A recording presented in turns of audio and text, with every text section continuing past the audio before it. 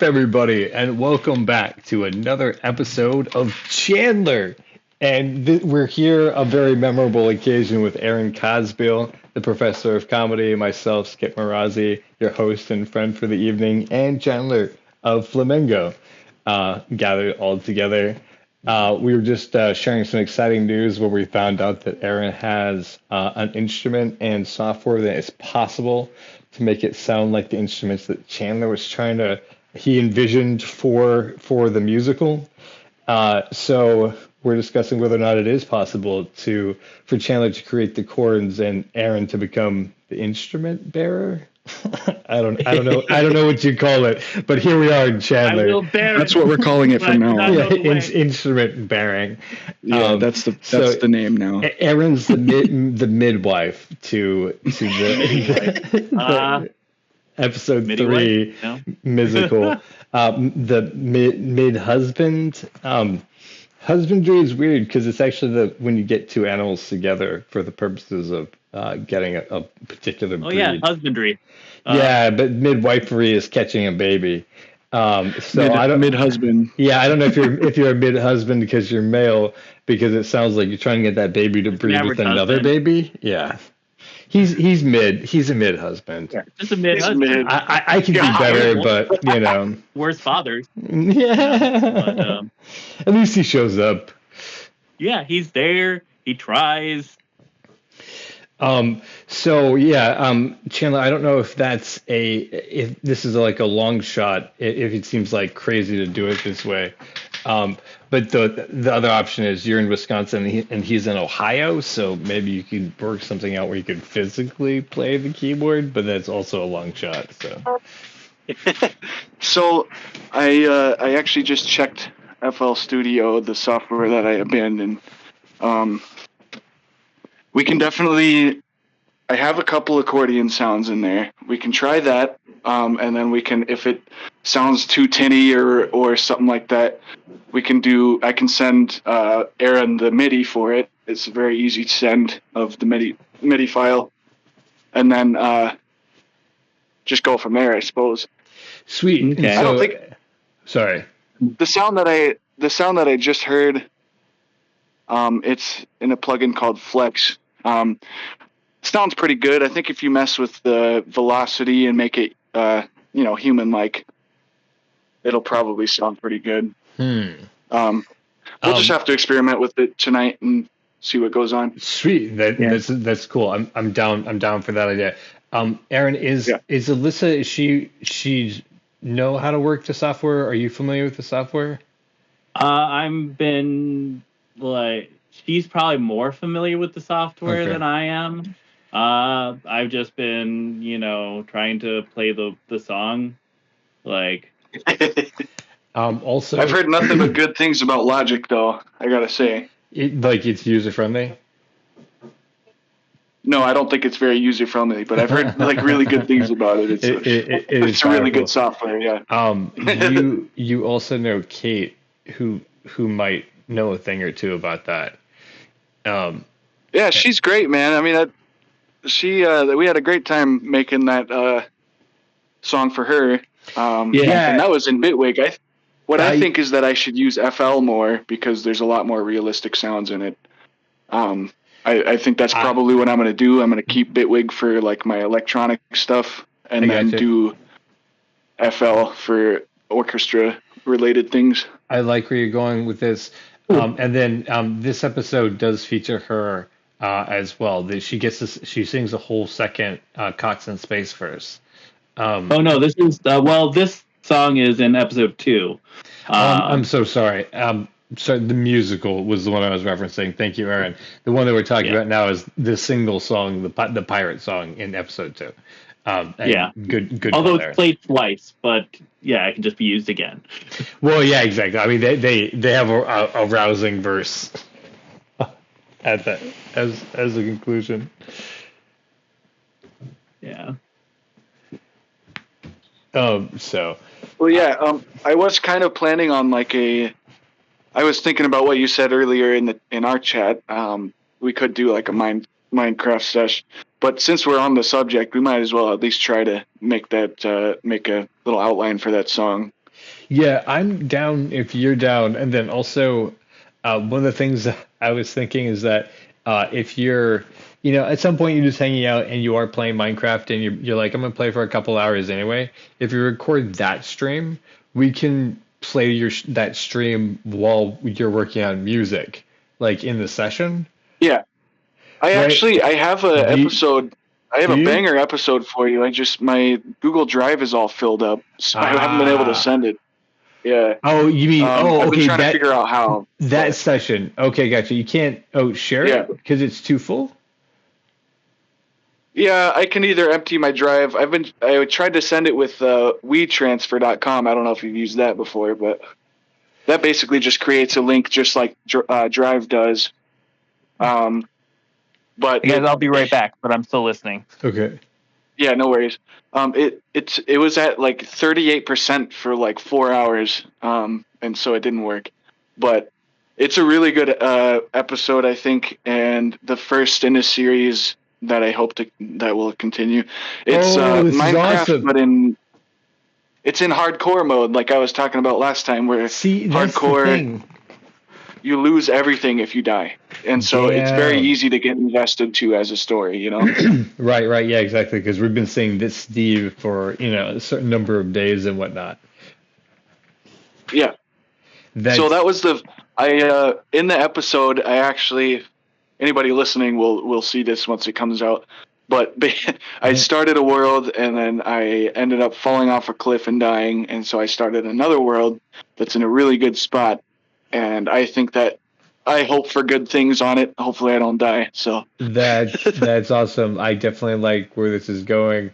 And that was the reason was because today of the day of this recording, although this is going to come out in 2 weeks, but like the Minecraft episode aired, and that's why I was messaging you is because I was listening to another podcast and editing that one, but I was watching the Minecraft podcast that we had done 2 weeks ago. Because it was entertaining just to watch. And I was like, yeah, I mean, whatever the dialogue's happening, that's fine. But like, you know what I mean? Like, it's entertaining. Like, so like, again, the story aspect of things, what you're talking about. We were talking to Alex the other night, Alex Reed. We had an episode with him on Drawing with Jack. And he was talking about, because he studies video games, how like there's this like non-narrative story to storytelling of Minecraft. Because you kind of, you make up your own journey when you have all the tools to do what you want. So yeah, that's, like, again, then I got caught up watching it. I was like, yeah, that would be really fun to watch. And I like the idea of hardcore. So yeah, I mean, hell yeah. Let's do it. I was thinking about that too. Like, one of the reasons I think it's so easy to get invested to is because there's not a super complicated like loot system or crafting system. It's not super complicated. Like, it's pretty straightforward. I've been peripheral you need to wood Minecraft tools for to years. get stone tools, and then you need stone tools to get iron tools, and you need iron tools to get diamond, and you need diamond to beat the game. Basically, it's very simple. Right. And so it's easy to follow, and you can focus on more like, I guess not story elements, because like you said, you make your own story. But it's like if I'm watching a playthrough and this guy is surrounded by like 2 pillager towers that are constantly harassing him and stuff, like I'm going to remember that story beat of the run, basically. You know what I mean? Exactly. Yeah. And that's what I think you. And those are the type of non-native storytelling. Yeah. Yeah, and those are the type of things that you can make a narrative about. Like if you wanted, you could sit down and write a full-on story about it. Just using like what's happening and the elements of what's going on. You're getting at the heart of what story is that it's just an event that's occurring, and then from that is the description of the necessary elements to describe the event. It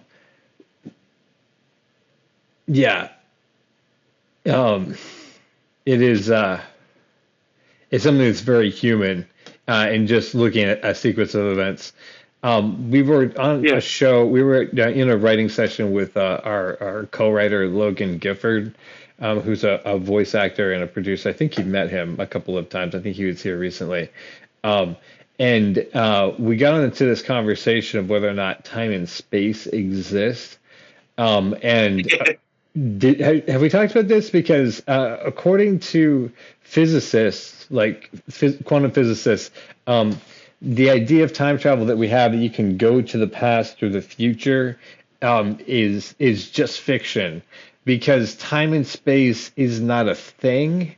It's more like an explosion. It's an event that occurs and then ceases to exist. Right, and that brings up the question. Like I think we've talked about this before with quantum mechanics and whether things exist if you don't observe them. Right. And it's kind of like that question a lot of people ask, which is, does the past still exist? Like, right, it happened, but is it still there somehow? Right. Yeah. Is the future predetermined because there's a future to arrive at, right? And they're saying, like, physically no. There's a novel series there's a novel that I wrote, that within that novel there's this idea, and I want to say that I got this idea from somewhere, but I can't find the original source, because I've tried to go back and find so I could cite properly. It's this place called the Phoenix Club. Have you ever heard of this? Have I told you about this? No, I haven't heard of that. So the Phoenix Club is a hotel that's like ever expanding within the multiverse, and when somebody discovers it, it means that they always will have discovered it. And so there's like a hotel room for like each multiverse that has discovered the Phoenix Club. And it's this long, like, spiraling hotel that goes like up into the sky, and it, like, kind of like the hotel rooms up at the top get lost in the darkness because there's so many of them. Right? It's just like this big, like, spiraling hotel. And the main feature about the Phoenix Club is that if you want something to be there when you come back, you need somebody to watch it all the time. Because the minute that nobody is watching one portion of the club, it changes. Yeah. And so, like, I didn't think of it as the idea of, like, the experience that we're actually having as, like, time space is occurring, but that's kind of what, like, the idea is, right? Like, we're part of this explosion that has been, like, parts of it have been frozen until it deteriorates again back into the everything, and then other parts explode out of it. Yeah, that actually takes me back to, and I don't know if you've listened to much Alan Watts, but I'm familiar with him. Yeah, I mean, I think he's got his real life, he was kind of a, like, from what I understand, not a great guy.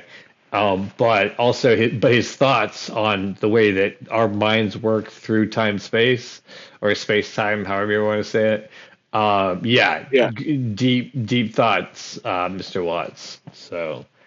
Well, I'll have to look into, like, him as a person, because I haven't really researched that at all. But he definitely had a lot of interesting things to say. And one of the ones that stuck with me is he said, people are like waves in the ocean, like the ocean waves and the universe peoples. Yeah, I do remember that quote. Yeah, exactly. Yeah, and like a wave is just a small extension of the ocean. 100%. We are the extension of our parents, which are part of a lineage of people that arrived on a place and made events occur and are still doing that, right? And the things that we do push more waves outwards from us and create more of a ripple outwards. He's describing karma, the idea of karma. That's in essence what it is. There's a force that started pushing and caused a lot of pushing outwards, and then those forces started pushing. Aaron, you're back with us. Do you have any thoughts? I am back just because, like, the wave thing. The Good Place quoted it. Really? And nice.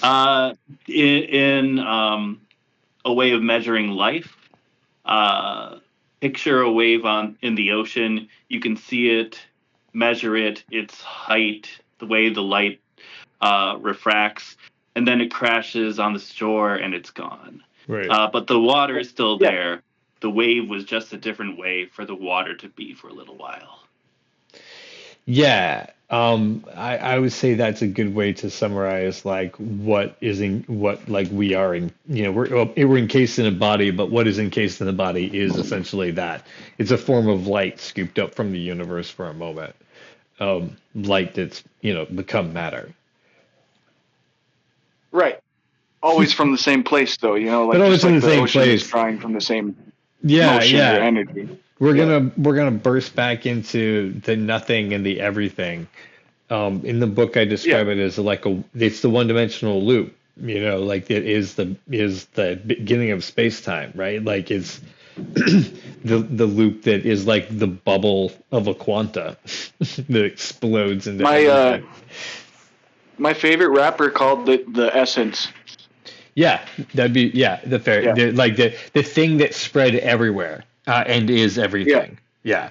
And for anybody listening, that's MF Doom, by the way. He always even when he wasn't rapping, he mentioned it a lot in his raps, like when I go back to the essence and like things like that.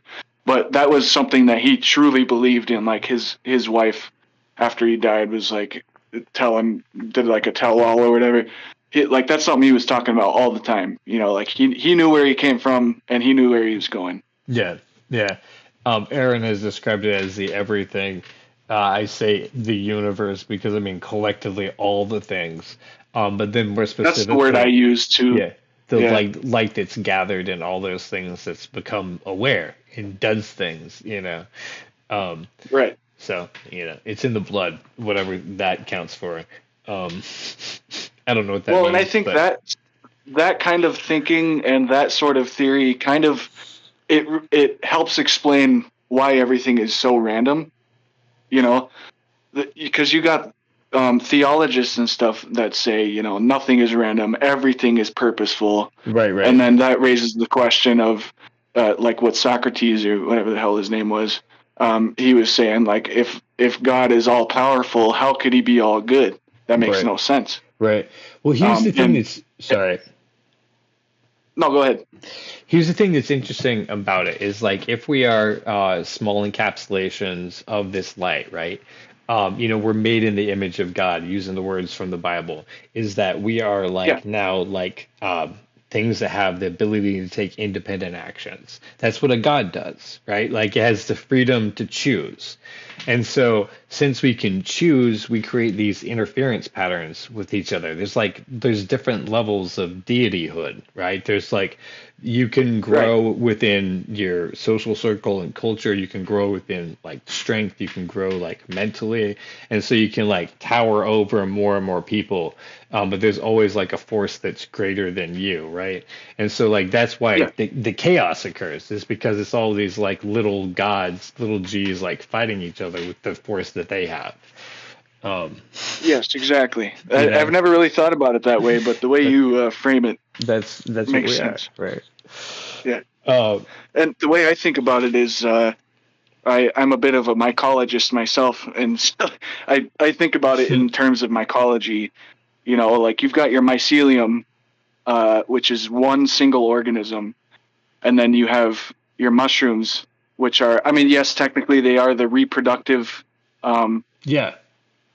They're the reproductive organ or the reproductive part of the mycelium, but they are all pretending to be little separate mushrooms. And that's basically what we are. We're all pretending to be little separate mushrooms. Yeah. And our purpose is to make more of that consciousness that is perceiving everything. There was someone I was listening to recently, and I forget who it was and where it came from, but the quote was along the lines of all of our sadness is coming from the idea that we are separate from the universe, and not when we try to be I am this thing, and not that I am floating and moving in all of space time all together with everything else. And that's where the sorrow comes from, because when you just kind of go and move with that force, and you're okay, I'm here now. I have the ability to take these choices, and then you can do it you can either fight it and create more chaos, or you can move with kindness and try to reduce the amount of chaos around you. Yeah. That's those are the, I mean, when you realize those are the choices you get, right? Like all the time. It's just, yeah. That's why I crone on about. I don't know if I'm allowed to promote certain things here. Sure. But I crone on about. It's called Chandler. Yeah.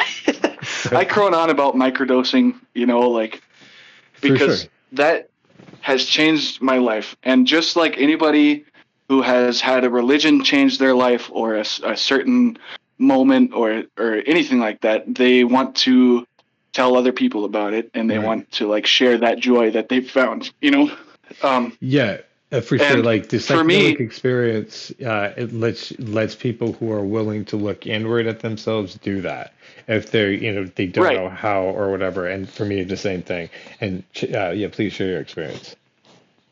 Yeah, no, that kind of speaks to what you were saying about how it allows you to interact with other people, I feel like, because when I microdose, which is, I try to do it every day, but, sometimes it's like taking your medicine, like sometimes you just forget. And it allows me to be, a lot of people say this about alcohol too, but it's a sub-perceptual thing, like when you microdose, you're taking 0.2, 0.3 maybe. You're not expecting to feel, you're not taking it to feel high. You're not taking it to feel euphoria. You're taking it because it's a molecule and it changes your very brain chemistry, I suppose. It doesn't change it, but like it works with it.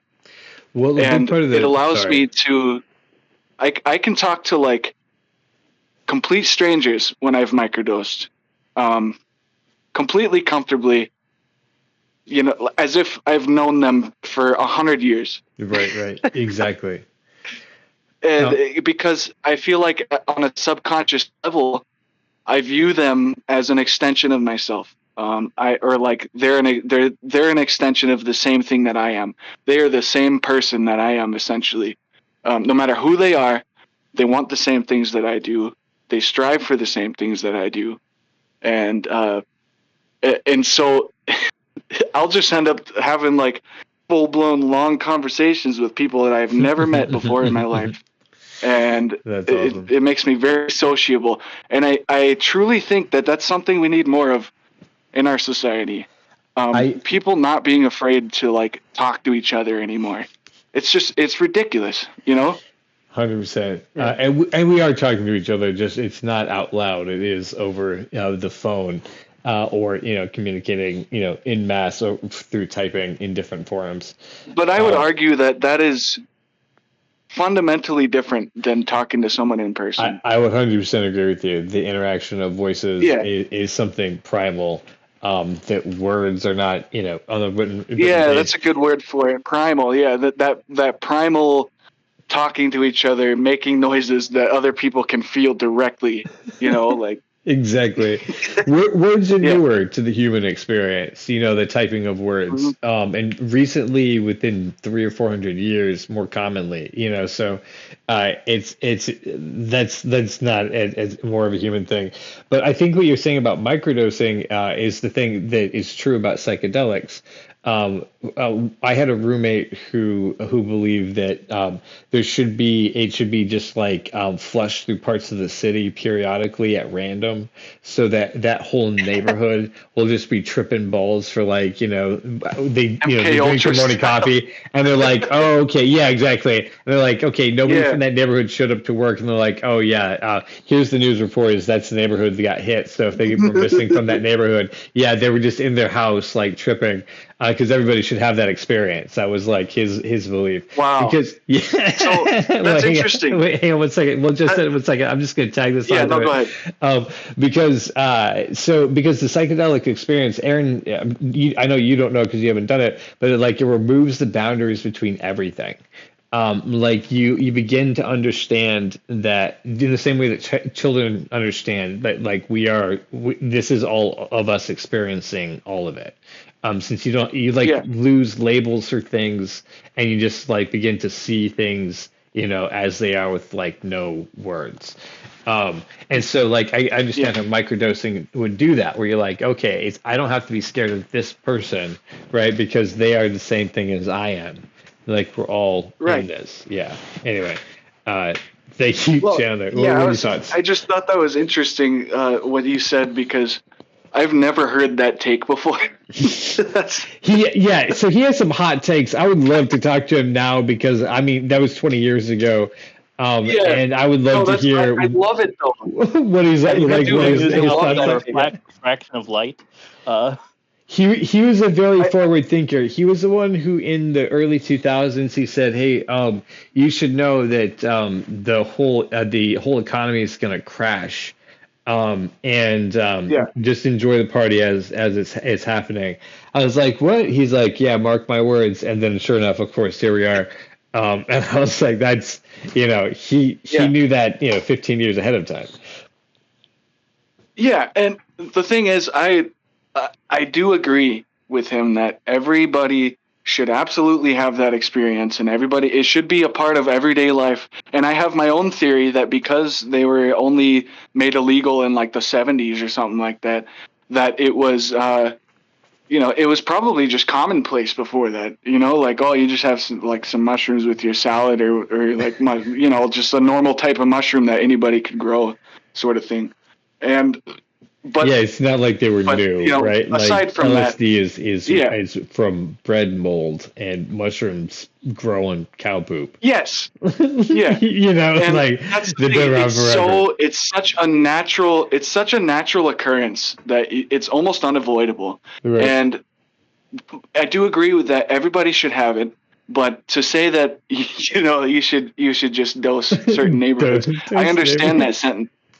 I understand that sentiment. It would make the world a better place, probably, but that is verging on like extremism, basically. Sort of. He did say it in jest, and he had that sort of like extreme humor. Oh, jeez. Can you imagine? Yeah. No, I think it's great, but the reason I disagree with it is because I think if you were to promote it like alcohol, like they do with any sort of alcohol, Jack Daniels, you see Coors. Commercials and stuff like that. If they were to push it like that, they wouldn't have to force it on anybody. It would just become normal. Fair enough. Yeah, people will be like, "Hey, you gonna take a weekend vacation in your own bedroom?" Right. Or like if it was pushed instead of all of these prescription commercials that I see and stuff like that. And if they were like, "Hey, that's really we've got these microdose capsules that you can take." And stuff like that, and there wouldn't be a list of side effects at all because there are none. Yeah, just cautions like hey, don't operate heavy machinery. Exactly. Make sure you set aside 6 to 8 hours where you have nothing planned and no responsibilities, or don't take more than 10 grams if you're like 3 stories up. Right? Yeah. I only say that because that was one of the propaganda stories I heard as a kid. Like, right. Yeah, exactly. You cannot fly. There was only one time when I tried to jump out a window under the influence of drugs, and that's because it was salvia. And that just puts you in a different time space anyway. So I was not sure where I was. I had a couple really interesting trips with that stuff. Salvia is a whole nother animal. So I tried. I've never done it again because the only time I did salvia was with my buddy on the top of Mount Eldon in Flagstaff. That's a place. It's psychically charged too, so I'm sure. I swear to God, it is, dude. I've had a spiritual journey on that mountain as well. But yeah, please. Yeah, we smoked some salvia. It must have not been very strong stuff because we got it from the smoke shop. I think it was. I was worried, so I took the smallest or the least potent amount that I could. But we hit it, and not a whole lot happened to me. We were listening to Grateful Dead, and I became one with the grass almost, and my teeth and mouth just literally felt and tasted like wood chips. Yeah. It was super weird. It's yeah. but that was about it. But I've never taken it again because like a week later he committed. Whoa! And, whoa! Yeah! Wow, that was a hard left turn in the story.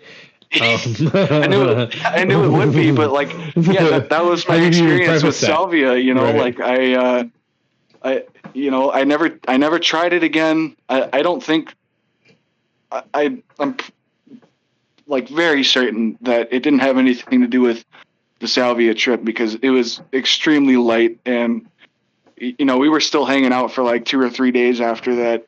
Nobody could have expected it. One night he was just like, no, I'm done. You know, took like just the right amount of pills and alcohol, wrote a note, and they found him in the woods and stuff, and it was crazy. Hey, I'm gonna pause real quick just to make a comment. That I know how that feels, and I know what it feels to be like in that spot, and just know if you're listening to this and you feel that way or have felt that way or feel like you might feel that way, 988 is the number that you can call. Now, here's the cool thing about 988. It's not like 911. Like if you call 911 and you're messing with them, you have to talk to somebody, they get a little upset because it's for emergencies. But 988 is actually a number that you can call if you just need somebody to talk to. And I want to promote this. I've promoted this before, but I want to promote this again because I want people to know about it. Because if you're just lonely, or if you're going through a situation, or if you're having a bad day, 988 is actually a number that the operators want you to call, because they want to, and I would like to get it more normalized that people feel like calling that number when they don't have anyone else they can turn to. They have counselors there who are willing to talk to you now. So that you don't get to the point where you're feeling like you want to end it. But yeah, no, I just want to throw that out there. So people like your friend don't have to be in that situation. In America, we don't have good health care and not mental health care, but that's a service that does exist. And the more that it's called like a public library or any public service, the more that it's used, the more it gets funded. So I'm just saying. Aaron Cosbiel has never felt blue in his entire life, but he also has a family who loves him very much, and so I'm sure that helps out quite a bit. Yeah, that's actually probably better than any drug. Yeah, I mean that is why you probably have never had to turn to substances, because you have a family who's like, hey, we're here and we care for you. So most of the world, because the world is a very broken place, except for where Aaron Cosbiel comes from, which is the parallel universe, that sounds real nice, but most people can't live in for some reason. We're spreading that across the universe. But you know, there is, you're not alone. There's a bunch of weirdos just like you. I mean, just like me and Mr. Flamengo here. So. Aaron, you are you guys excited? We've tarried as long as we possibly could because we said we were about to work on some music, and then we've talked about some really cool things. Do you want to try? Yeah. So it goes kind of like, no, I'm just messing. Chandler, are you? No. Oh, you are there. Okay, cool. I saw that your mic was turned off there for a second. Yeah, no, we're good. All right. So fun. And you're set up with that you said the FL? Yeah, I'm gonna try using that at least just to get a basic outline, if nothing else. Yeah, and that'll give us like that's the thing about that song is you don't need a whole lot of accordion. You only need like just an accordion. And I personally feel like the rest would be carried with at least 8 voices or something, you know? Yeah. Yeah, we have the crew of, what did we finally end on, 6? Yeah. Let me bring that up real quick. I'm like, how many dogs were there again? You could. We could try to name them off. There's Pip and the Chihuahua and Blue and Archie, of course. Yeah, Kiwi, the smart dog. Lucky. Is that his name? I believe so. We never. I've got the thing up. So we got Archie, Kiwi, Pip. Oh, we drink Lucky. Our beers and we sniff some rears and we fly through space to fight the queen. Because we have, it would be really fun to get everyone together just to sing the parts around this accordion. Yeah.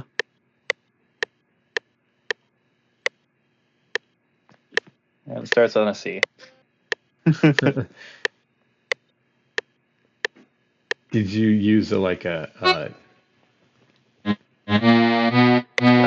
I know the note everyone should start on, and I just matched it to which note it is on the keyboard. You said C? Yep. Okay, well, that recording is in B, but if we want to do C, it's no problem. I don't know. Yeah. It's B? Yeah. Oh, yep. This accordion does sound better than the other one. You're right. Yeah, no, that accordion was terrible. Oh, that actually. We drink our beer.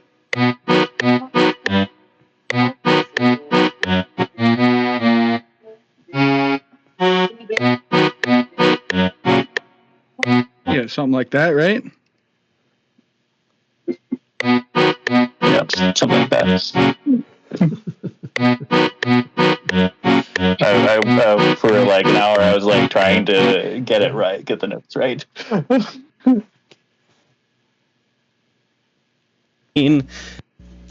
Oh, we drink our beers and we sniff some rears and we fly through space to. Okay, so that third.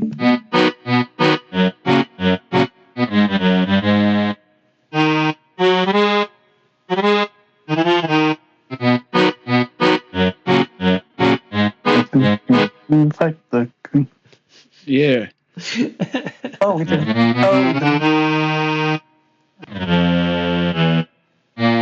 I don't think this chord's gonna be right, but oh,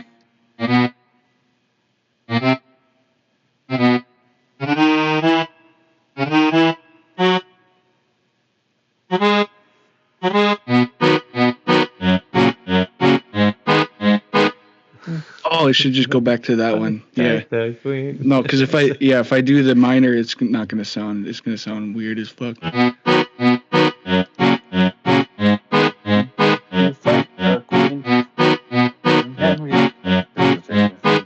Okay, let's listen to the rest of it.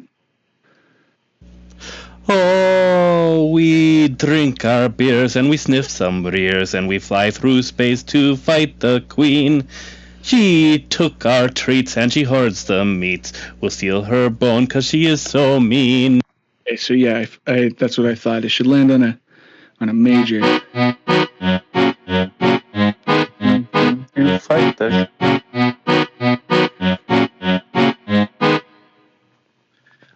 Okay, so.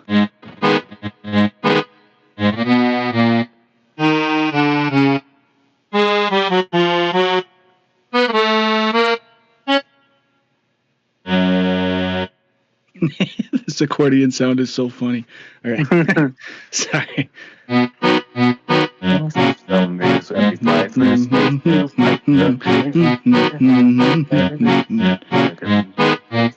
She is so mean.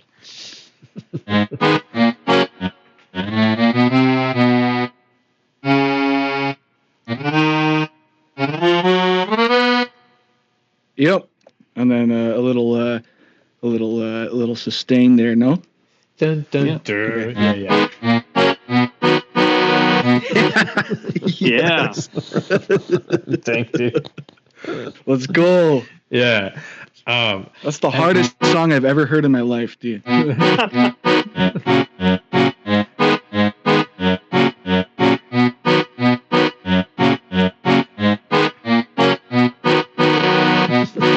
Yes, that's nice. That's perfect. Well, it's So we can play that and then have different people do the recordings of their singing voices.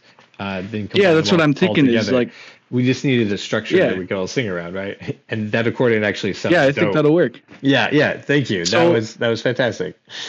Okay, so let's do a little brainstorm here. Okay. Like, what do you think? What kind of like little hand percussion instruments do you think, like pirates would be playing with? Like one of those. What are they called? Tambourines. Tambourines, yeah, but like cartoony. You know what I mean? Like when you see Tim Burton's movie Corpse Bride and all the skeletons are playing like bones. You know? Okay, like a xylophone. Sorry. Yeah, like a bone xylophone or something. Nice. Oh, and then what did you say, Aaron? Like a tin flute? Like a tin flute? Oh, like a little, flute? like a bone flute or something? Yeah. Wait. Is a tin flute a thing? Yeah. No way. He says, no way. No way. No chairs, no way. Let's go. Let's find this out. Tin flute. What do you think you are? The captain of cheese? The captain of meats? No way. Oh, like that. Okay, this is wait. Is that a tin flute? What she's playing right there? Oh, Harry Crosby. Is it a? Yeah, tin look whistle? at that. It is a type of flute though, but it's called a tin whistle. Okay, that might be the coolest instrument I've ever seen in my life. That's what SpongeBob plays out of his nose, right? I think you're right, dude.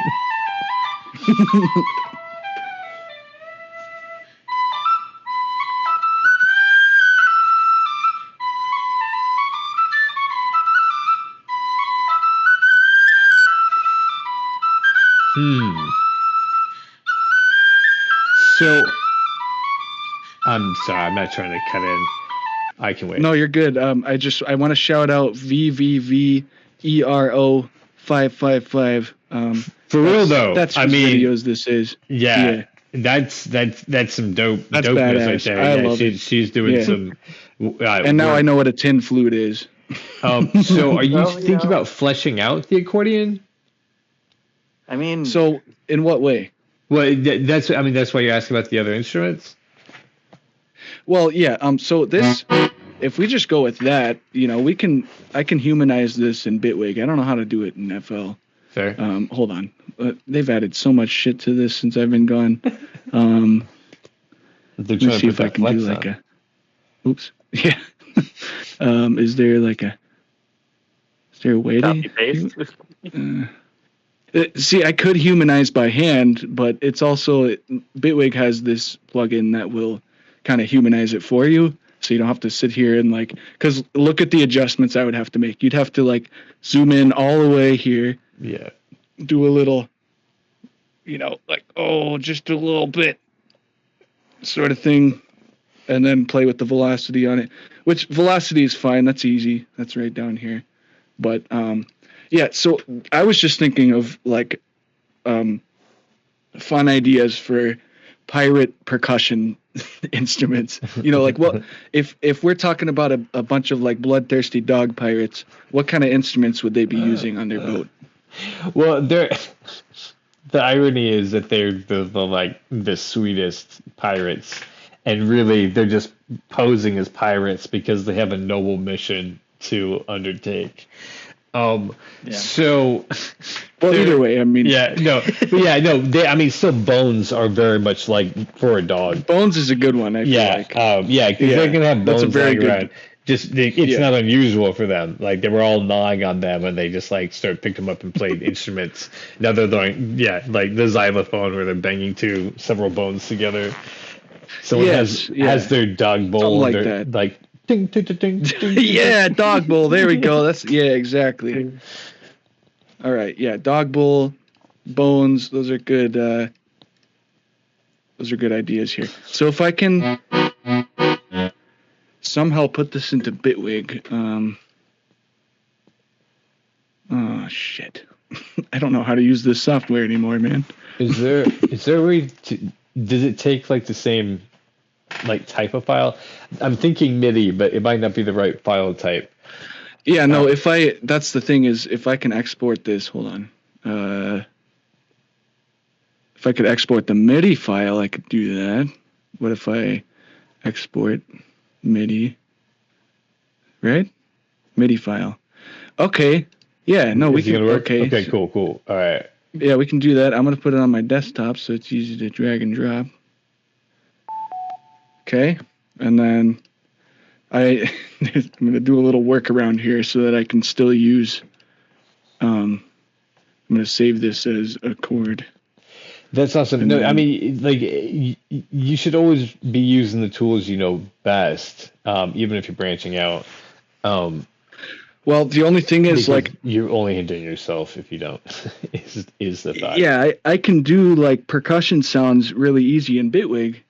I'm sure I could find some in FL. It's just I use this all the time, so I feel like I'm in Japan when I'm using FL Studio. Right. So we got a MIDI file here. Come on, do the thing. Do the thing. Oh my god. The thing. This is a MIDI file, no? .mid, okay. Okay, do I have to drag it in here? The piano roll? That could be it. Just gotta do like this thing right here. No? What the fuck? Huh.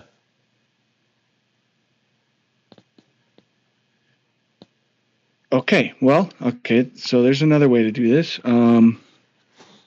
Where's my FLVSTI? Oh, no.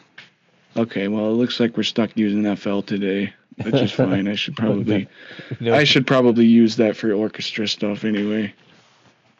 I'm pretty impressed with the accordion in here. It's a lot better than I expected. For real. Like, yeah, that like to the point where I'm like, yeah, that's very cool. Even if it's just that backup sound for your group of singers or whatever, you know. And that's the thing is that, like, it doesn't have to be anything super special. Yeah, like I was thinking about the piano on Luna's song too, right? Mm-hmm. And I think you made a comment. You're like, this is nothing like spectacular because it is just a piano that does a simple intro. There's not a whole lot of extra in there. I wake up to it every morning, so I know this, but it's like because of that plus her voice and then her trumpet, it's like this just beautiful like song for its simplicity. So I think this one's gonna have that same charm. Yeah, that's one of the interesting concepts I've learned doing electronic music is like a lot of electronic music has a very simple pattern, but it's through that simplicity that you can make it not simple, I guess. You know, like even if I just have one little drum beat play, and tons of songs are like this nowadays, especially indie songs. Like if you have one decent electronic drum beat, you can do a ton of organic sounds over it, or your organic singing or guitar playing over electronic sounds, and it does add a certain charm to it, and I think that for this it would work super well. Yeah, same. And it is that. It's really, I mean, I think that our brains think something like we love art that has high contrast in it. So that we can run between those two poles and see the differences in their extremes. Well, it's also like how many of those old 80s songs that are like super fucking popular literally just started with a drum machine, and then they've got somebody on the synth, and then they got somebody on the guitar, and then they got something playing. But at its fundamental core, it is stemming from a computer. Yeah, no, for real. Yeah. Yeah, so I think it'll be all right. Yeah. I think it'll be good.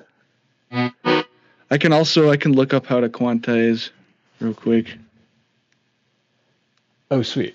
Yeah, okay, that's cool. I didn't know what the word was. I was trying to look up how to move it over to the thing for you. Sorry, humanize. Quantize would be the opposite of humanize. Quantize takes it from humanized to like exact timing, basically. But humanize is making it like random. Yeah, quantize. Yeah, exactly. Then there's robotize. which is low, which makes you sound like a robot, I assume. Alt R shortcut to open randomizer tool. Velocity, timing, and panning. You can also manually disable the snap. Strum tool. Oh, Jesus. It's alien, dude. Okay, so Alt R. Okay, that doesn't do anything. It's something's blinking. I think this is a scam. No, it's something. Yeah, what? It's telling me that I'm pushing Alt, but R doesn't do anything. Gotcha. Okay. Yeah, what if I highlight all of these and then do Alt R? No? Oh, okay, gotcha. Okay, I see. yeah. I'm sorry. I'm being lied to. It was an AI prompt, so you know. Yeah. No, you know how those go. It could be hallucinated mostly. Yeah. Okay, so if we go into here and we look for sliced audio, we look for okay. Percussion. Wait, where's that one? Graper. Yeah. That could be one. Let's see how it sounds. Because that would be like a bone they could. Okay, we got to turn it down somehow. I don't know how that works. How does that work? Okay, here we go. Turn it down. It's so funny. Yeah. It means that as soon as Archie starts and then it they all pick up their instruments at the same time. Yeah. And they start playing them together. The song is really to highlight what a silly crew they are, because they run into real pirates later in the episode that show them they aren't that. Yeah, I got to read the full script because I don't know the full story on them, but just the whole concept of dog pirates is great to me. It is a really fun episode. It's actually been ages since we revisited it.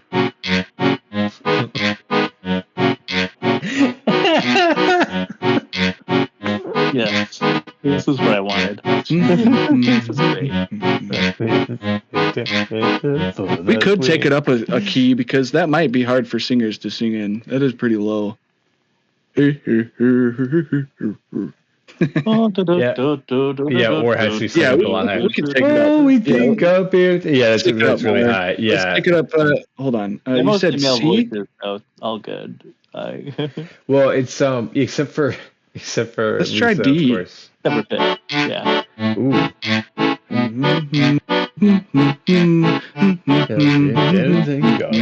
Yeah, that's much easier. He fly to fight the queen. Yeah. Yeah, much easier. Yeah, you could do a pretty gruff voice in that key too. I was thinking if I could do that because that's the one. Yeah. I'm the one who has to do the most piratey voice. Okay, so we need a count in here. Let's do our metronome. 1, 2, 3, and then it would start on the intro part where you're singing would start on the 3, and then the accordion would come in here. 2, 3. Oh, with he. Yeah.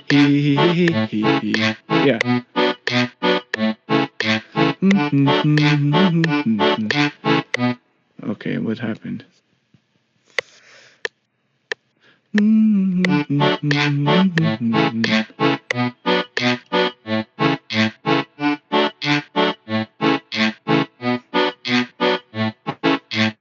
Okay, I'm not quite sure what's going on here.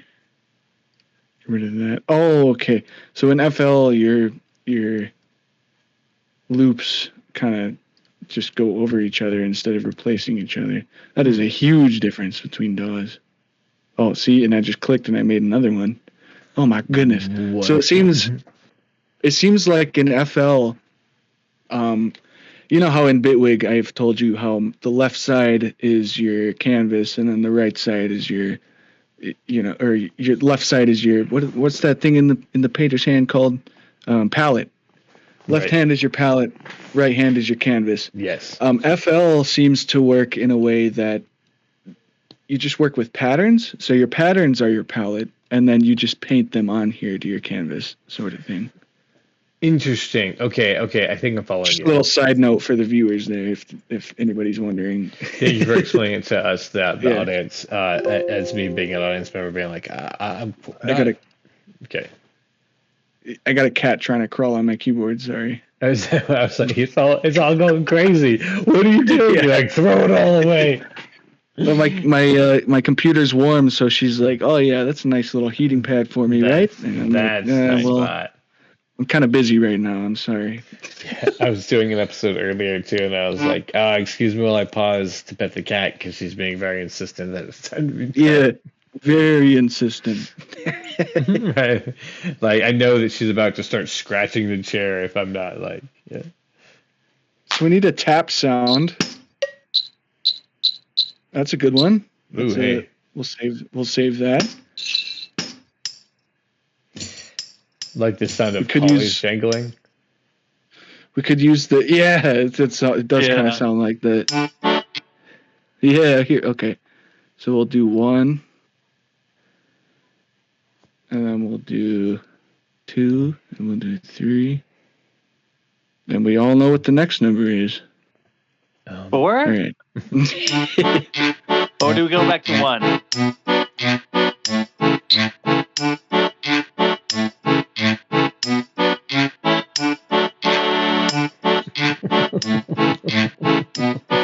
Okay, good start.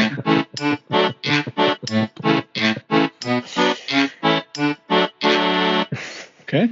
Such a cheery little song, Aaron. You're such a silly dude. That could classify as a bone woodblock. That's one of my favorite sounds of all time. Really? Actually, the first beat I ever made had lots of woodblock in it. And you're like, more woodblock. Yeah, I need more woodblock. I got a fever, and the only thing that can cure it is more woodblock. Is that the actual different places we can do the woodblock? My attempt. Anyways.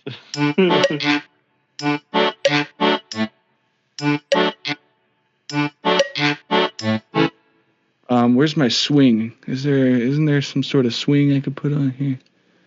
Oh, good God, what am I doing?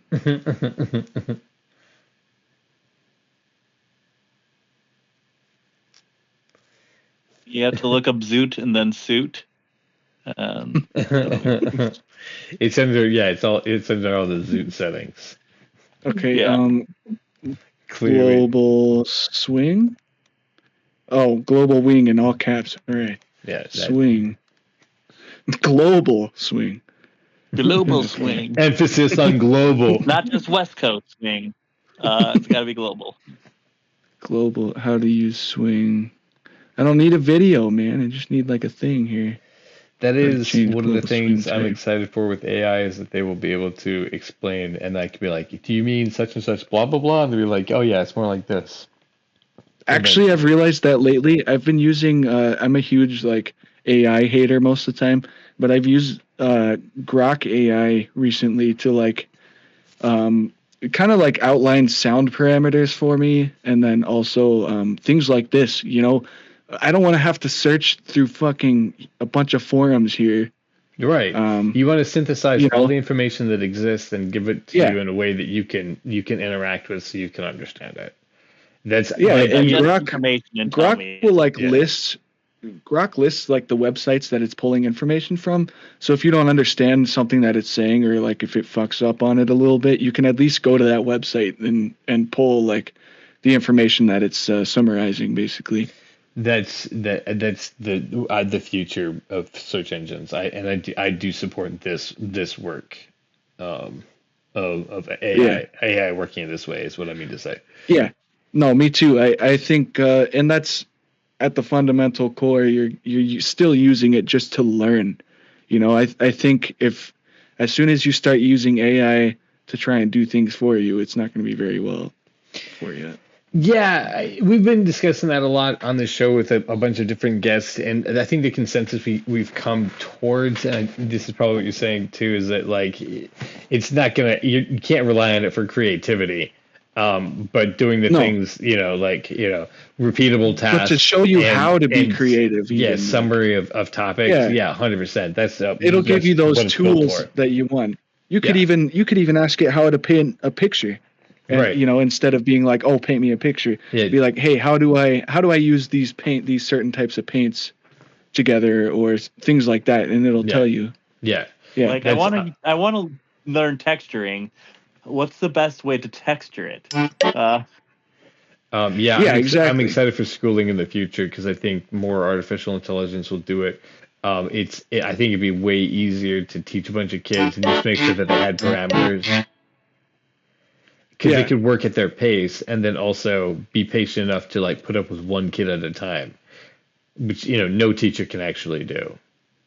Right, but an AI can repeat everything 1,000 fucking times if it needs to, and a teacher can't do that. Right. Yeah, and also like look at different ways that it can pass that information on. Yes. Or and then interactive homework almost like the applications of it are actually kind of mind-boggling if it's done in the right way. Yeah, and that's the big question. Alex mentioned it when he was on. He was saying that it's not the tools themselves, so ethics behind it.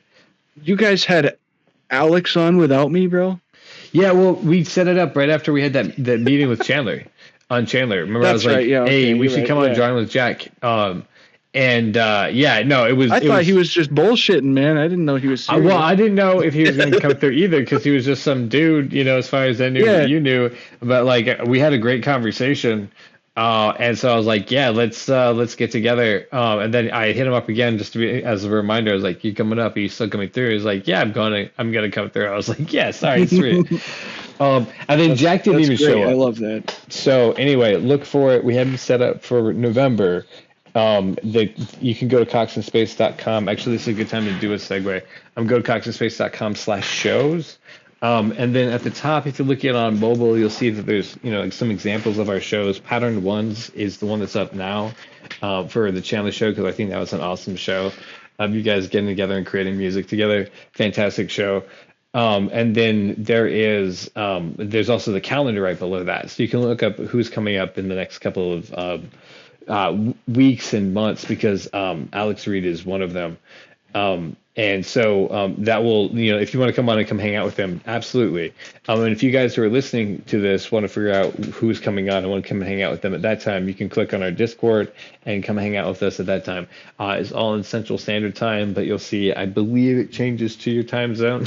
I believe it's supposed to. But time zones are a crazy, crazy thing. Also, coxinspace.com, you can connect to our Facebook, which lets you talk to Aaron Cosby about coming on to one of the shows as a guest. If you like to make music, you want to talk about political activism or social rights and social injustices on Jack's show, or you want to talk about movies with me and Flicking with Skip, we all get together and we do those things. You can do that. Or go over to our Patreon and support us, because the next big push that we have coming up is that we're going to make Jack's storyboards into living and moving cartoons. Well, moving cartoons, hopefully not living cartoons. Hopefully living. But it takes $5 a month or more if you want to, and that helps fund the creation of Cox in Space. So that's all happening. coxinspace.com, coxinspace.com. And here we are at Chandler. I know you just pulled up soundcloud.com/flamingo music, which you have new hits that have dropped recently. What do you want to share, man? So I use the term hits loosely, because SoundCloud is my let's call it a chopping block. Like if you want to see what's behind the scenes or projects that are these are mostly works in progress. But the reason I brought it up is because I wanted to shout out my album that'll be coming out hopefully this month or next month. Nice. I finally feel like I have enough songs for it. I think we're gonna do from this song upward, which would be 1, 2, 3, 4, 5, 6 tracks. Nice. And then where's it dropping? Hopefully go from there. Spotify, Apple Music, YouTube, everywhere basically. Deezer, BandLab, I think. ESC kind of does my releasing for me, so I'm not quite sure, but I know they had a huge list of everywhere that it's released. That's awesome. The ESC, of course, is the Electric Sunshine Cult. Which if you guys haven't heard about them, know about them, there is a large group of musicians all getting together. I found some great guys up there because I need so much, and Chandler can only put out so much music at once. Which, I've been begging and being like, please, bro, please. And I know you're like, I know, I'm composing as fast as I can. Guys, when you look at Flamingo, remember that it's spelled like Fleming with an O at the end, so that you can find it on all those locations. And we're looking in the next couple of months, so November or December. So we'll keep you updated, of course. So I might do a little spiel here for you. You were talking about half-finished songs that you could use, and I just found a whole bunch of them the other. See, I knew you had them. Like, if you're just like, what do I do? I can use, like, I mean, I can, I feel like that Jack White song. If you don't need it, we can use it. But if not, we'll be moving on. Right. Yeah. No, I found, I went through my Lime production. We have never shouted that out on this show, but the production company. Well, I'm shouting it out now. There you go. Lion Productions. Lion Productions is my what do they call it? Not Problem Child. What's the opposite of Problem Child? Like Golden Child, baby. Golden Child. Something. Golden Child. Golden Child. This is my pride and joy right here, basically. Gotcha. Like, I hope that it becomes something someday. Nice. I'm not giving up on it. This is my own server that I made for music producers. We've got how many members? I don't know how to even see that. Members. Here we go. We've got 25. We've got 25 members, and but they go most back of them 6 are or not 7 active. years. Yeah. Crap. Well, no, these are people that have joined Discord. Discord. On Discord. I got you. Okay. Yeah. But they I just started this Discord last year, about this time actually. Nice. And it's, even though there's only a couple people active, it's been very useful and helpful, not only for me but for other people, just to be able to, like, as you can tell, we're just sending ideas back and forth. We're sending that's samples. Really the thing. I mean, right? If you're a music producer, like, we've got a chat in here called sample sharing, right? So if somebody makes a cool sample and they feel like, oh, I couldn't use this, but maybe somebody else could, we've got a whole list of samples here that you can choose from. We've all just been, so anybody listening, Lime Productions, if you're a music producer, I don't care if you just got started or if you've been doing it for 20 years, it's a fun place to be. I'm trying to get more people active and stuff like that. I brought that up for some reason. I can't remember. You're talking about it being your pride and joy, and you wanted to shout it out because you have an album dropping soon, is where that line of thought came from. So I'm shouting it out because I will be releasing it probably on Lime Productions SoundCloud as well. Nice. We are also trying to we are working with Electric Sunshine Cult, so my label and server is in partnership with them, basically. So they are more of like dubstep and like, hard style type of like super hardcore electronic music. Right. And so he sends anybody that's making drum and bass or house or UK, he sends them my way. And we kind of just, that way it's like everybody's not in one spot trying to like do the same thing with different genres and whatnot. Right. Fair.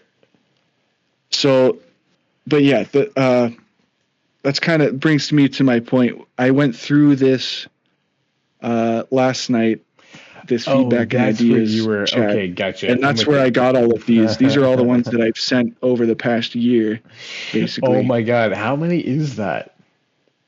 It's a lot more than I expected. Yeah, it's got to be at least. Hold on, I'll bet you it'll tell me. 27. Okay, that's awesome. Yeah. Like I need a minute and a half of like music, so that's 27 videos that can be backed with some tracks. That's what I'm saying. They fade not in. All of them are they like seem super cool. great, but Yeah, these two in particular, I'll just kind of shout them out right now. Weird. I haven't talked about midiness a whole lot, but I will. This was made with that. Very trippy, ethereal kind of stuff. Yeah.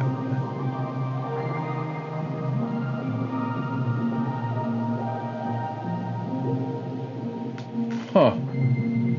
And this gives me the feeling of marshmallows, so that's why I know. Yeah, weird marshmallows for sure. Yeah. And then we've got this one. I think I've showed you this before, but I love this one.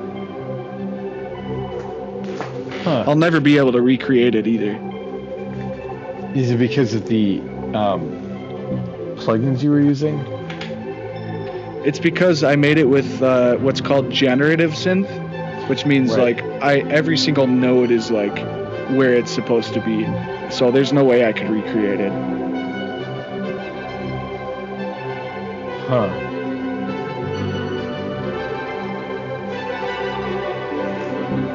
That's got a really big sound.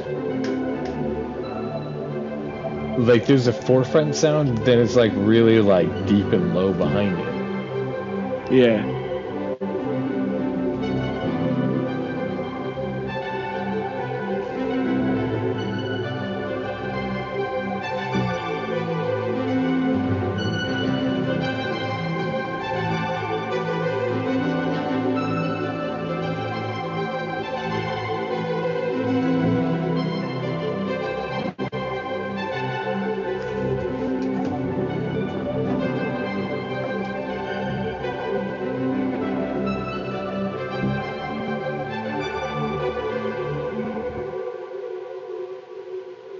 Yeah, just like a really intense session with sound design. That's only a minute and 30 minutes. Yeah. Or a minute and 30 seconds long. But that took me like 3 hours to put together. Right. That's the thing that people don't realize about all of art creation is like from the initial idea to the final product is always so much longer than you could ever imagine. Yeah, exactly. Raising a kid. So yeah, I'll be sending a lot of these to you.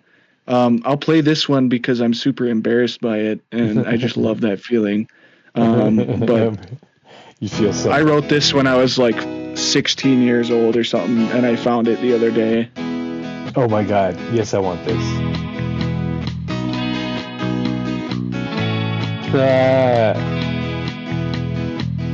Some nights I take me out and I go for a walk, 'cause I don't sleep anymore, I'm awake around the clock. I walk into the woods and see the magic man. You see who now? And he shows me all the things that I don't understand. That's right. Here we are at the magic show. I don't have a reason to be here. Why he's here, I just don't know. Yeah. Tell me, magic man, tell me why you're here. You don't need a trick inside your sleeve to disappear. Tell me, magic man, Banger vocals. will you be my friend? I could use a show to believe in, to reach the end. Some days I'm just a shell with nothing deep inside. And some days I'm just a person with nothing left to hide. But I see the magic man, oh, sees me where he stands. And he shows me all the things that I don't understand. But here we are at the magic show. I don't have a reason to be here. Why he's here, I just don't know. Tell me, magic man, tell me why you're here. You don't need a inside your sleep to disappear. Tell me, magic man, will you be my friend? I could use a show to believe in, to reach the end.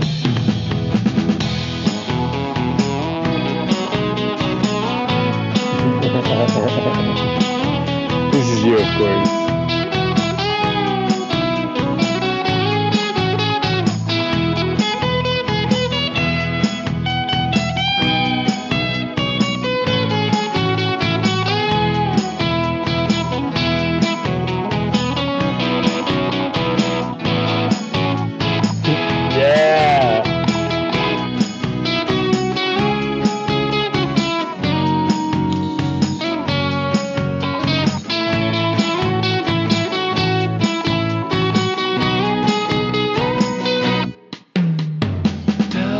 Magic man, tell me why you're here. You don't need a trick inside your sleeve to disappear. Tell me, magic man, will you be my friend? I could use a show to believe in, to reach the end. Magic man, tell me why you're here.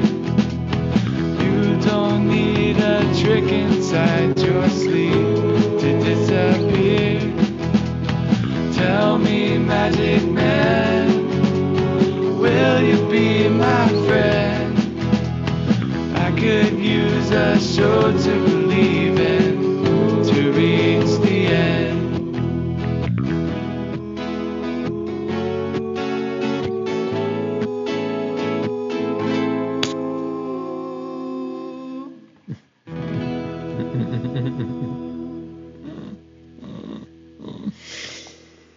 It's fun. Crazy that I found that in my fucking Google Drive, man. You sing 4-part harmony to yourself. Yeah. That's such a great song. That is a really great song. So Chandler, have you ever thought about singing like barbershop quartet to yourself? With yourself? Quartet. Yeah, you know, like if you had to sing like a bass-ish part, I mean, you could pitch shift it so that it was lower than you could sing, but like, yeah. You know. If I smoke enough cigarettes, I can sing super low, bro. I'm just kidding. You haven't read the episode, of course, because it's not quite finished yet. We have maybe one more writing session left, but there's a little like the tits, right? The birds, these little, it's this tit quartet. And they have like, but you just sang backup to yourself in 4-part harmony. So obviously, I mean, you can do it. I would absolutely love to do a lot of like voice singing. I probably could do voice acting too. Well, the character does act and sing. The combination of them act and sing. Okay. So yeah, if you're interested, I don't know, Aaron, what do you think? I think it was really. It was really good, right? Like that's where I was like, oh wait, yeah, like you could do all 4 Did parts. I put it, my brothers and sisters, we in the chat? Have you? Yeah, I think we've. I don't know. You've heard it, right? It's kind of crazy that I had this song in this episode because we were just talking about how like you could have and sisters, we it's in we went over it in the Minecraft music episode actually from 2 weeks ago, the one that just aired today. So yeah, okay, you know the song. That's the one of the ones we're talking about. That's like their main theme. My brothers and sisters, we don't easily go to sleep. We need stories, we need snacks. If you want to know the facts, we don't easily go to sleep. We'll give you songs and give you food so that you'll be good and you'll easily go to sleep. So that first part was each of the birds, like all the 4 parts, like chiming in at different parts. Yeah. I would love to do something like that, man. See, yeah. All right, sweet. This is awesome. We are about 10 minutes towards the end of the show. You said that you wanted to premiere some tracks that you weren't embarrassed by, although I don't think you should be embarrassed by Magic Man because I love it a lot. That's a great song. He gave us a fantastic breakthrough. So that's kind of something I was gonna talk about, because we were talking about how like a simple drum beat or whatever can, like, you know, if you have to create, you just got to do it the best with what you have. And that's kind of what I was doing when I was 16. I was still at my adopted parents' house when I made that song, dude. It just blows my mind that like that was that long ago, you know, like, and the lyrics are so symbolic for me because it was right around the time that I broke from religion, and that song is about how everybody has a magic man sort of thing. What is a magic man? Like that's the thing, nobody knows. You know, like everybody has one, but nobody actually knows how to describe them or anything like that. You know, you don't need a trick inside your sleeve to disappear basically means like you don't, like, I'm not able to see you, but everybody feels you sort of thing. Gotcha. Like a guardian angel, but like much broader than that concept. Like there's all these different religions that are claiming the same thing, like some sort of deity or something. So everybody is feeling, everybody is feeling the same magic man, but nobody can describe that guy, sort of thing. Right, and they keep trying to be like, no, my magic man is more powerful and awesome than your magic man. And you're like, I think you guys are literally talking about the same magic man. I think it's the same magic man. Yeah, exactly. Like just, if I might point out, you're using exactly the same words. Yeah. Right. I think he might just be magic, actually. Right. Yeah. Well, in the same way that everything is magic, if we want to circle back to the very top of the conversation, we're just light sealed in a form, you know, that's like has a cooled skin around it. And then, you know, eventually we're going to be re-released. Like, there's nothing ordinary about our existence at all. It is miraculous. Yeah. Yeah. It's just kind of mind blowing that, like, I was pretty embarrassed by that song, but the only thing I find embarrassing now that I've listened to it again is the drums were all programmed by me. Like, those are all electronic drums that sound acoustic, and you can like tell that it's super linear and like, you know, like super, just a really coarse, like non-refined type of recording. That's it's interesting that you would notice that. You have a better ear now than you did then. As an average listener to music, I couldn't tell that. So, you know, take that as for what it is. There is something about, you know, there's perfect and there's, you know, levels of perfection that we try to achieve, but are not necessary. I'm going to send this to Chandler so I don't forget about. There you go. Nice. Song. Put it right. Yeah, because I just found it last night and I was like, holy shit, like, I can't believe that was so long ago, and I seem to have had like, not more creativity, just more ability to like be creative with what I had, and that's one reason like I was talking about you about kind of like restricting myself so I can be more creative. Yeah, it's super necessary, and I was referencing the calculated story. And we find it as we write Cox in Space. Like we get backed into corners and we have to figure out our way out how to do that. And then when I ask the questions to Aaron, like, what do these things add up to? Between the two of us, we generally be like, oh, it's this. And then that gives us the ability to create. We have not gotten stuck. And I think that's because he and I have worked together quite a bit.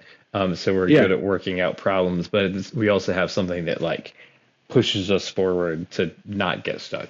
We have a limited amount of time to work in, and we have some specific goals to achieve. So yeah, I support that. Like making just like a rule. There was a film that came out that was called The Five Obstructions. Have I told you about this movie? I think we were talking about it together. I think he was off air one time. Yeah, and how limitations like make the film. Yeah. It's Werner Herzog. And so, yeah, definitely their argument was like, people argue that, your art should be free to do whatever it is. And the argument was, like you tend to a garden, you don't let it run wild. And art should be treated the same way.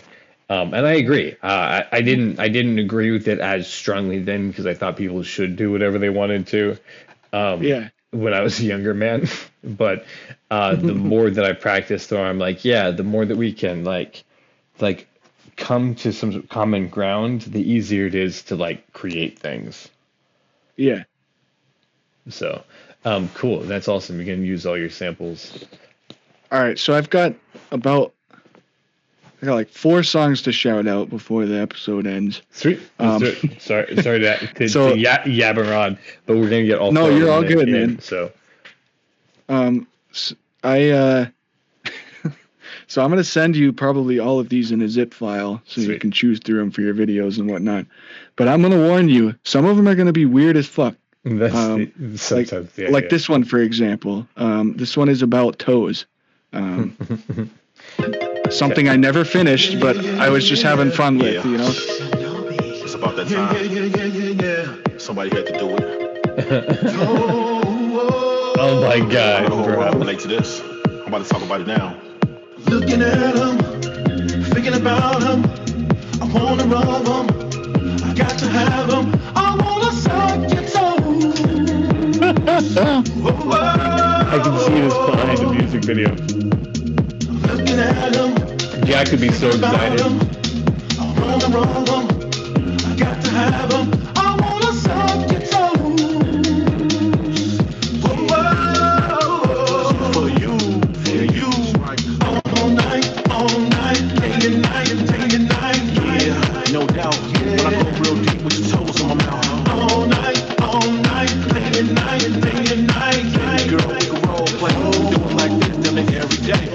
When I walk around downtown, all the ladies, they be walking past. I be looking at the toes. I don't be looking at the ass. Not at all. Cause I know what I like. And I know what you need. Satisfaction guaranteed. You can call on me. Looking at them, thinking about them. I wanna rub them. I got to have them. I wanna suck your toes.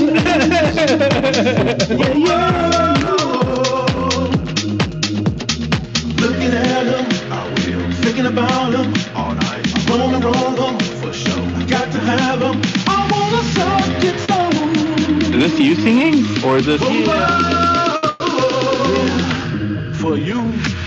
Yeah, I never made a drop for it, but like that's you singing. No, that's not me singing. Okay, I was definitely like, no, that sounds like a black dude. But I don't know. Maybe did that. I can only sound so black. No, he's absolutely. No, that was actually for a remix competition that I never like finished. I got a couple of those, like, and you know my song "Arrested by You," right? Yes. So that was inspired. That was inspired by a Lonely Heart remix competition, which I also never finished. But I realized just where we're at with music. You know, you can remix somebody else's song, and as long as you change up the sound of the lyrics enough, it's fine. It won't be recognizable to the AI or whatever that does that. But this is well, also this.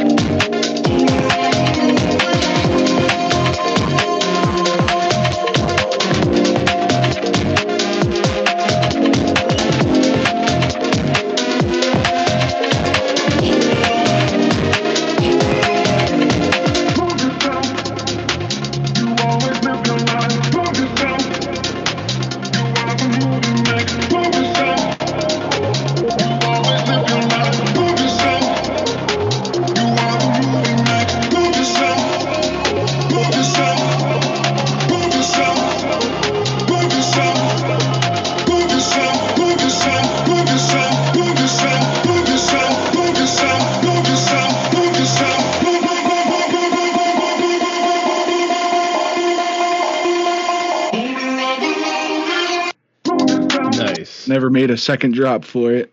But yeah, that's it got me thinking, like, what if I was to find some of these older songs that don't get any love anymore and try to put their their lyrics into my beats and stuff like that.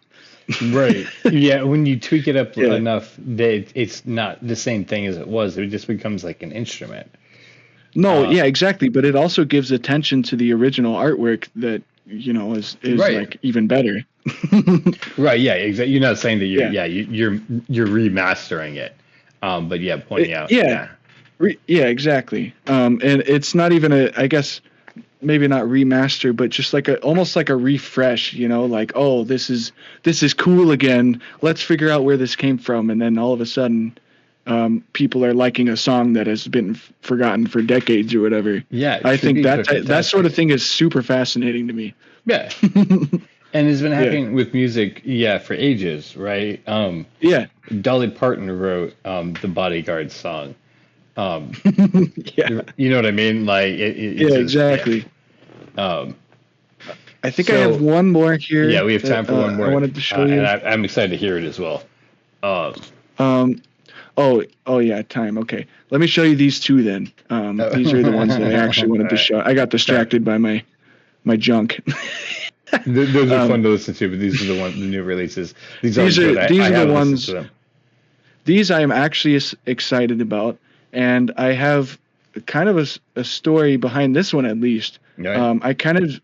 We were talking at the beginning of the episode, or maybe off air, I don't remember, but we were talking about how I'm sticking with my sample library and my sample library only, and working with what I have. And so this one started off with just a chord progression that I really liked. I wrote the chord progression myself. I thought, it's super, really good combination of chords. But then I kept adding more and more. I kept warping samples. I kept adding samples and like changing them up to be different stuff. And it ended up being like basically what you see in this picture here. I don't know if you guys have ever heard of like dreamcore. Yes. So it's like literally just nostalgia, like aesthetic, I guess. Fair. That's a good way to describe it. By the time I got the intro done and like the first part, I was like, this really actually gives me that feeling of like being at Peter Piper Pizza again, or like being in a conversation. So weird being you say that, because I just remember being in a room of like Peter Piper adults Pizza talking around me. Sorry.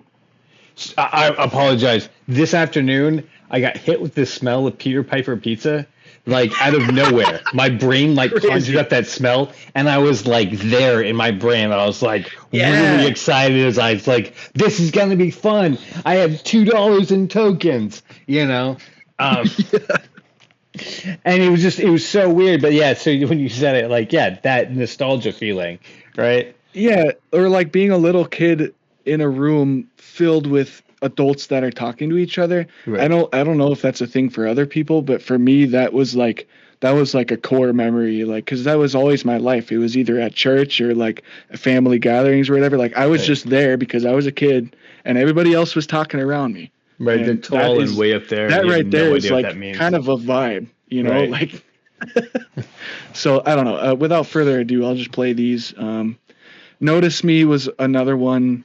Before I get started, it was another one where literally the night before I was doing the same thing, just kind of like working with what I have, trying to make something cool out of my limited options, I suppose. Nice. So, Fractured Nostalgia. This is the one that I'm really excited about because I'm not trying to like toot my own horn or anything, but it kind of speaks to my soul in a way. It's really weird. That's awesome. I like how you went from recently, I think it was over the last week or so, you're like, I just haven't really been composing at all. And then you set some rules for yourself and you're like 2 hits, right? Like back to back. So right. Yeah, so good. You found a way to like extract it. So I'm excited to hear both of these again live here.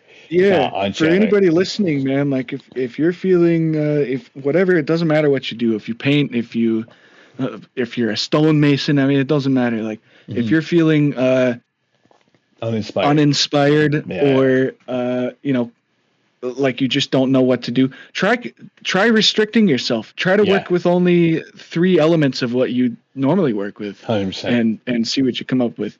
It's but yeah, I would highly suggest it. Yeah. This is the one I was talking about with the nature sounds.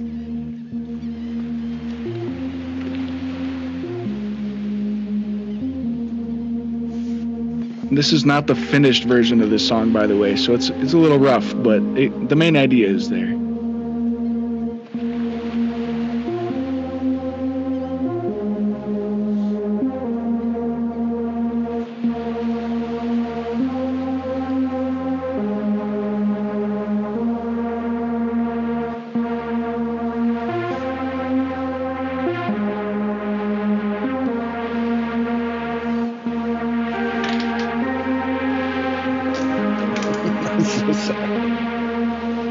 My God, I scared my cat. I apologize.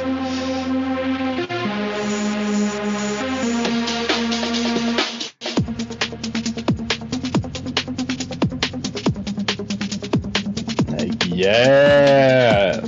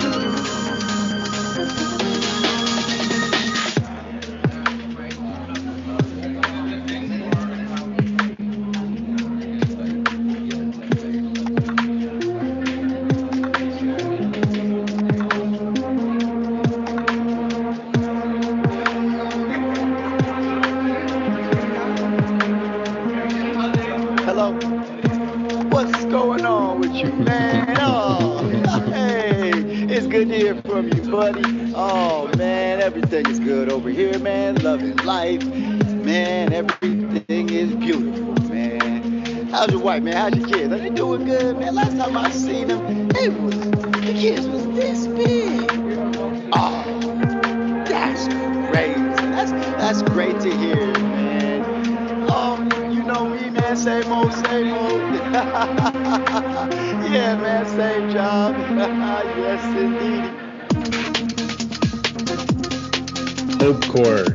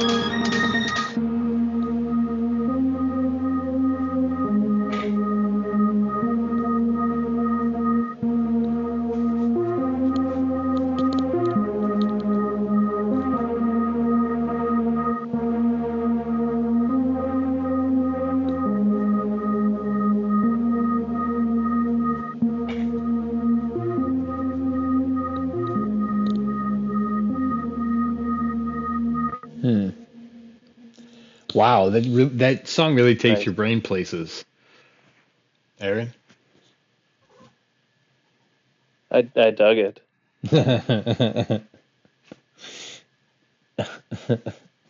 I don't have anything deeper to say than that. Yeah, that's that. I mean, you can't add too much more to the experience of that song.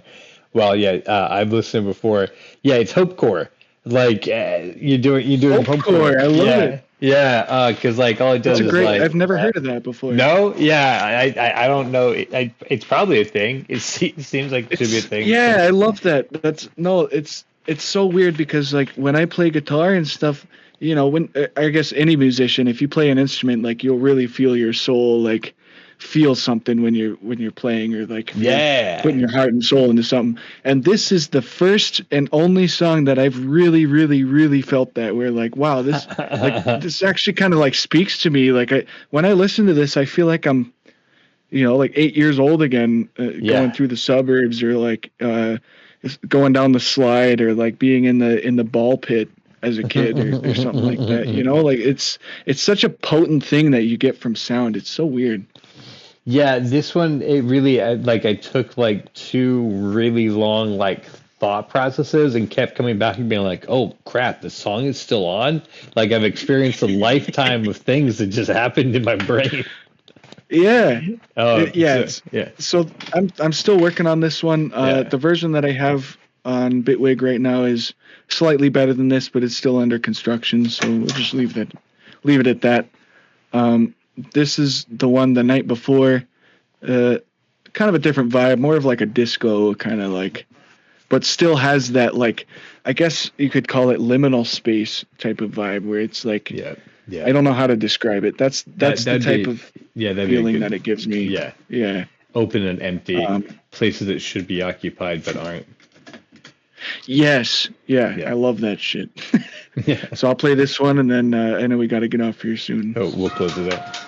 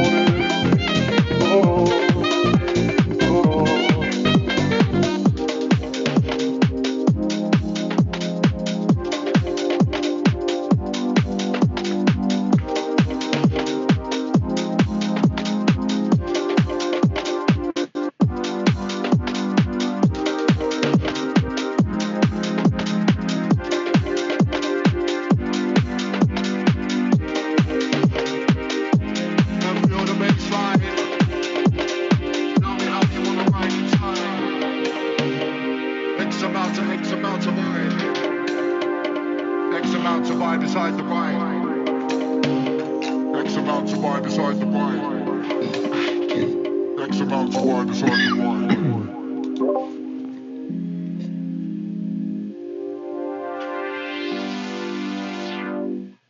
Nice. Well, guys, that is Flamingo on Chandler. Thank you for listening to this episode with us. I am Skip Marazzi, your host and friend for the evening, here with the Professor of Comedy, Aaron Cosbiel, who you can find at professorofcomedy.com. Check him out there. Flamingo is Chandler, and he's at, wow, that was super awkward, soundcloud.com/Flamingo Music. Flamingo. Go as an O on the end. It's again, the O that looks like a planet too. Yeah, don't forget that. It's the null. So again, thank you guys so much. We are looking forward to seeing more from the Cocktail Space, because damn, that accordion sounds great. And we will catch you all in the next episode. Bye. See ya.